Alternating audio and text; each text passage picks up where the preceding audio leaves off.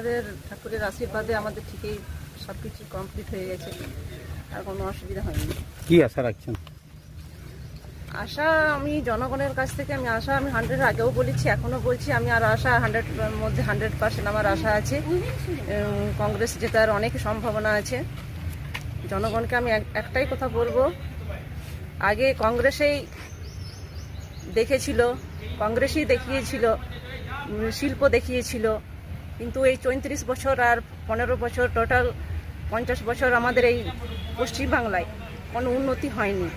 শিল্প এখনও গড়ে ওঠেনি, মানুষের কর্মসংস্থান নেই, তারপর স্বাস্থ্যর কোনো যোগাযোগ নেই, যুব সমাজদের কোনো চাকরি নেই।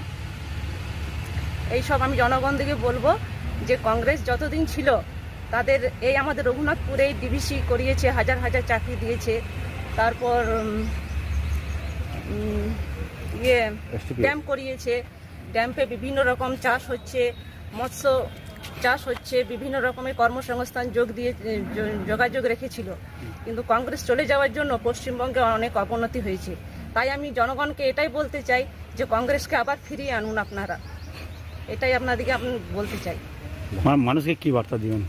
মানুষকে বলবো, আপনারা জানেন ফুল ফোটে ফুল ঝরে যায়, কিন্তু হাত সবসময় থাকবে। হাত যতদিন থাকবে আপনাদের সম্বল হাত, তাই আপনাদেরকে বলবো হাত চিনে ভোট দিয়ে কংগ্রেসকে জয়যুক্ত করুন।